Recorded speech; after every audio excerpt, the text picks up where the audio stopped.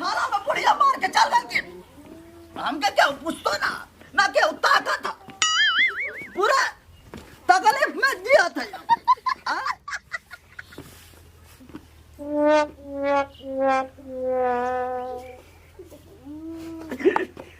अरे अरे भाऊजी अरे कर जावा ना घायल कर देली रे।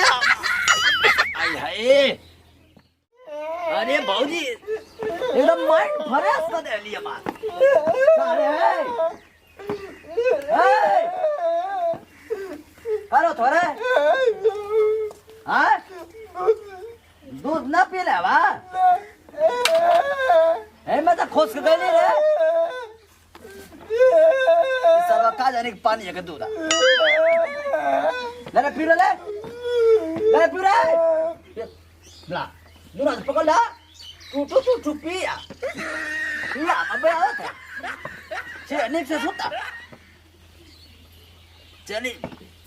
बर्तन और देखा नहीं आई यही थारा में का जाने हमारा काम चंगा हो जाए। सारा राजवा था कि ठंडा पाला कुछ न लगा था ऐसा ना भाऊजी तुम खोजत रहे तेरी मोहब्बत ने घर से निकलो कटरीना गली में सलमान खान आया है। सलमान खान आया सलमान खान आया घर से निकलो कटरीना गली में सलमान खान।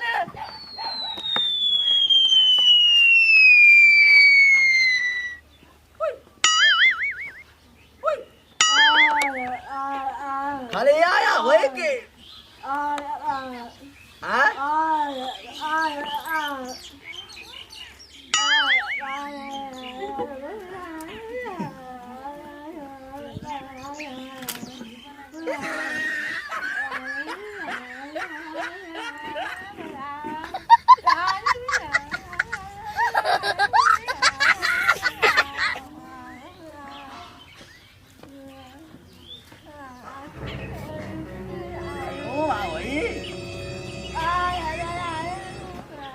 भैया ठीक ठाक खाना। हाँ भैया ठीक कहाँ हो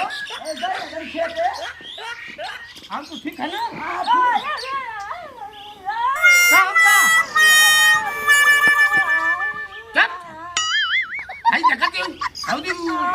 मैं पानी डाले क्या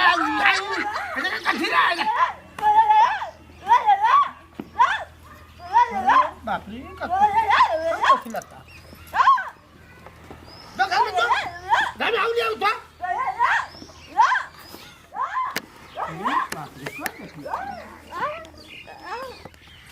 बहुत सरवा तू तो कहत रहा कि खेते से आवत थैला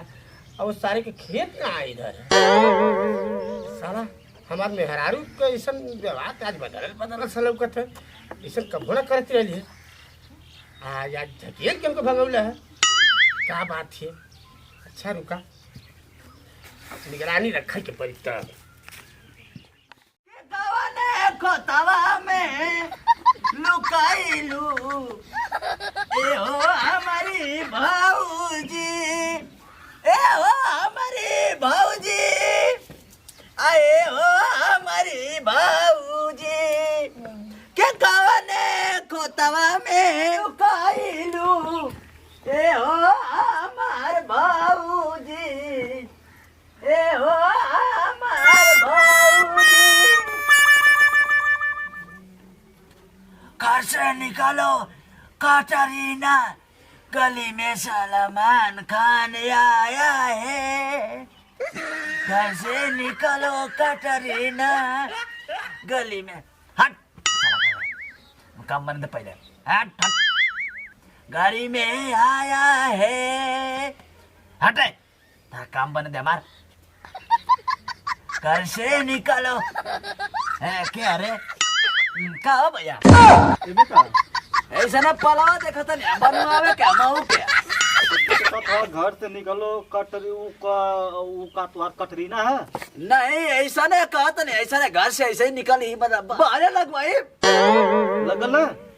नहीं देखा था नहीं डिजाइन देखा था नहीं जवान सरवा करियट से भेंट हो गल सरवा पकड़े ले ना लिया मौजी से बेटो ना भाई कल भेट भाई ले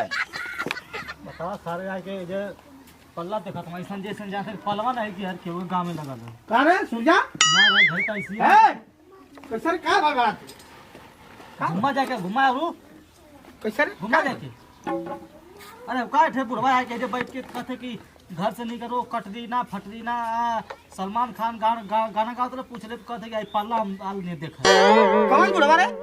रहल है टोपी लगे ले साल ओढ़ले रहले आउ कनामा काज नहीं कानवा की सही है कि काम की ना का चश्मा लगने खे के देबर है हां हुआ रहल घर है हां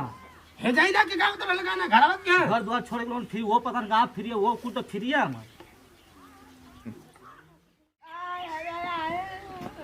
तो भैया ठीक ठाक खाना हां भैया ठीक कहां हो एक नौरी हो के हम देखनी है जन दुआरे खूब जो खड़ा रहा अब हमारे गुलाबिया रहे वो जो खड़ी रह राखी उठावत रहे अब वही जन वो खड़ा रहे अब कहता कि पूछे तो हमके देखल बा तुरंत झट से चला चालू कइले बड़ा के हम तो लेते यही जो सुन पहले बतिया अरे ओकर बतिया सुनता कहता कि अब भैया ठीक है ना पूछनी का हाल चाल इसका तो खेत से आवत है और सारे के खेत कहाँ इधर कहीं है क्या हम मैं का पता हम का जाने के कर खेत कहाँ के कर कुछ नहीं पता पल्ला देखो तब ऐसा पल्ला ना के लगल अब तू ये बैठा हम पर आवत ठीक ना अने तो काम कर जाओ के खोद के लेके जा वो कहाँ गए ले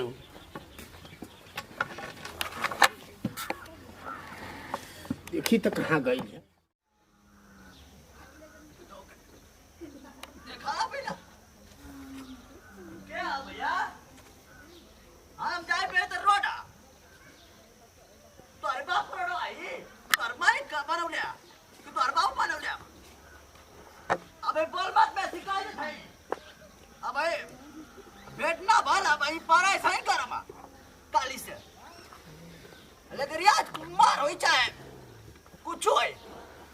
आज घर में घुस सब डायरेक्ट हाँ काले काले सारा हमारा पूरा एकदम ये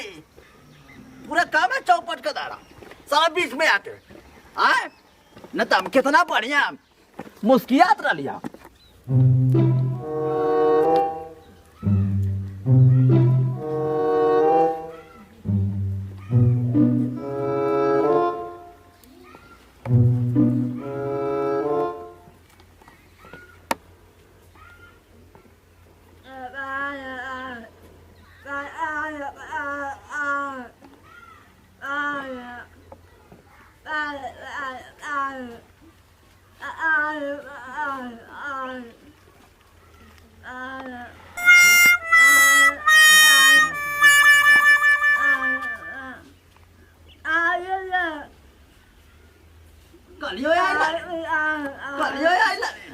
ना मिला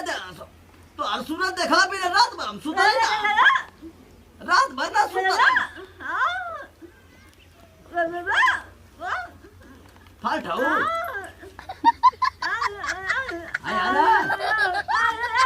यो फाल्ट हो बहुजी तो हाथ बड़ा डर हमारे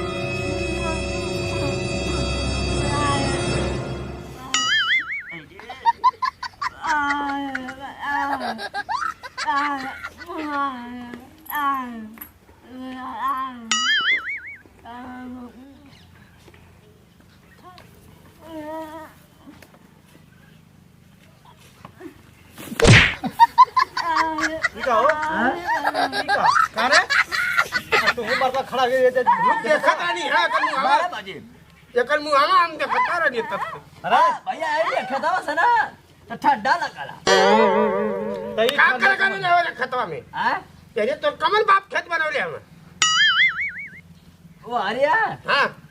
बटैया ले ले तो सुना ठंडा लगला हाथवा में गोड़वा में कि हेमे लगल कैसे मुहा चिकुरा ऐसे करते रहे अब तागा कर ऊपर उठा उठ जाते आज के बाद ये अगर लग गइला यार काय क्यों होगी प्यार तो हमारी ओर से आइया बड़ा अपना